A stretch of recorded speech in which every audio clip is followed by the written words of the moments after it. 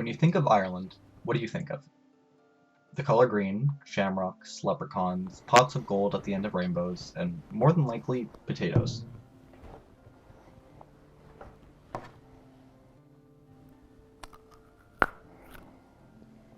Despite not being native to Ireland, the potato has become almost a symbol of the island.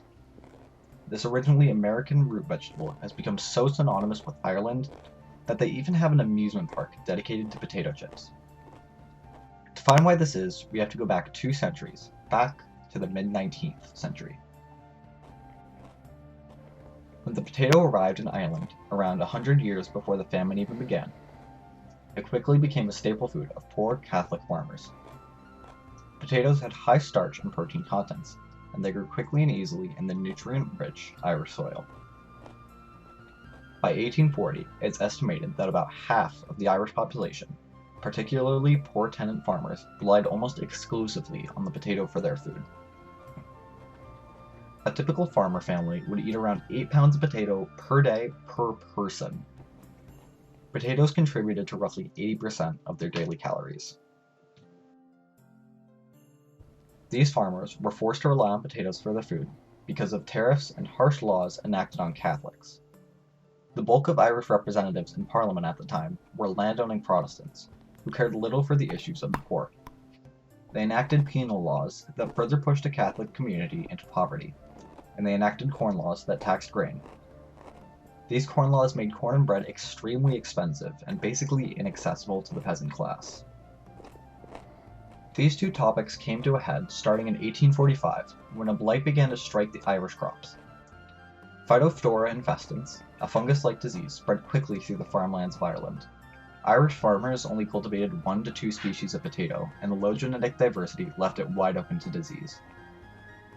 P. infestans ruined both the leaves and the edible roots of potato plants. In 1845, half of the potato crop was inedible, and in the following 7 years until 1851, it would ruin 3/4 of the crop every year. The Great Famine not only destroyed the main source of food for poor tenant farmers, but their main source of income as well. The financial burden of supporting the dying poor was left to their landlords. However, since tenants couldn't make enough money to pay their landlords didn't have any money to support their tenants. Hundreds of thousands of people were evicted during the potato famine, and due to poor laws, the only relief for them was being sent to work in workhouses. At this point in time, Ireland was part of Britain, so it was up to them to save the dying masses. Unfortunately, everything Britain ended up doing was too little too late. Irish members of Parliament petitioned Queen Victoria to help the Irish, but the only thing that was accomplished was the lifting of the tariffs on corn and grain. British assistance was relegated to loans, funding soup kitchens, and providing employment in building public works. They also imported cornmeal to the Irish peasantry, but in a cruel twist of fate, over-reliance on cornmeal led to nutritional deficiencies. Overall, the British government spent around £8 million on relief. Speaking of the British, not everyone was willing to help the Irish during the famine.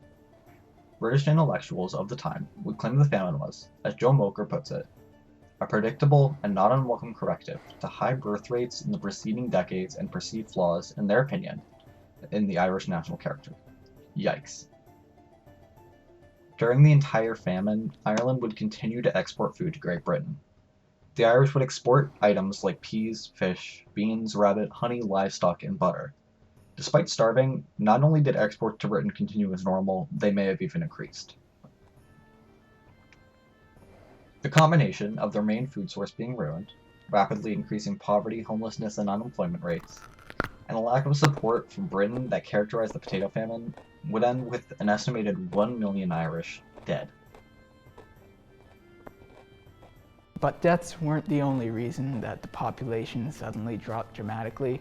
Over the course of the potato famine, around 2 million Irish people decided to cut their losses and leave their homeland for distant shores. That's almost 40% of Ireland's current population.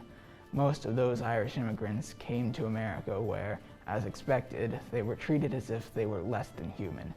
Between the years of 1841 and 1850, 49% of all immigrants in America were Irish, And if that wasn't horrible enough, they arrived to this horrible treatment after months at sea aboard boats appropriately dubbed coffin ships for their horrific conditions.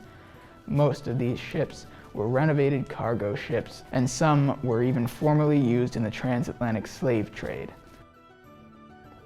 Because of their great numbers, once they got here, they got the typical slanderous propaganda of the time about how they were here to steal our jobs.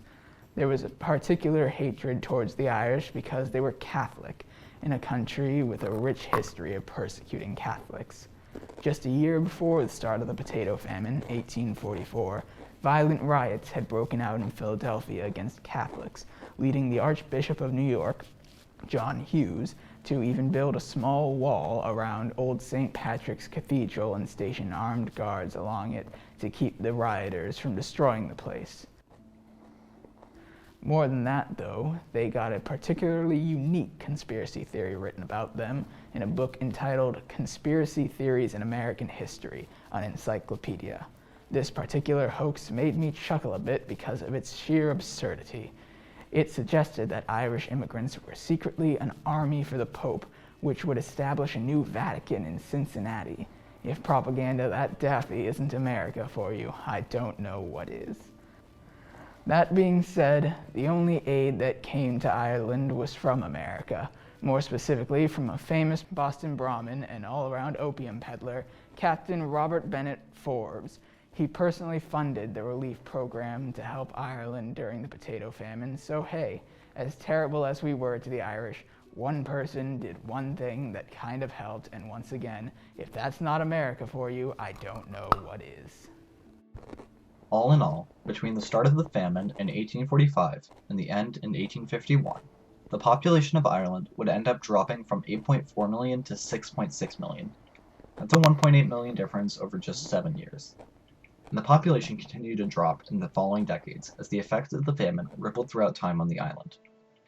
The famine ended with a concentration of land being held in even fewer hands than before, mostly Protestants, with most of it being used for grazing livestock to export to Britain. One positive effect of the Great Famine was its effect on national groups. The famine coincided with an era of renewed nationalism in Ireland. Nationalist groups, most notably the Young Ireland, would regularly engage in writings and debates on the subject. The failures of Britain to adequately help save them would end up being another nail in the coffin for British control of Ireland. But that's another topic for another day.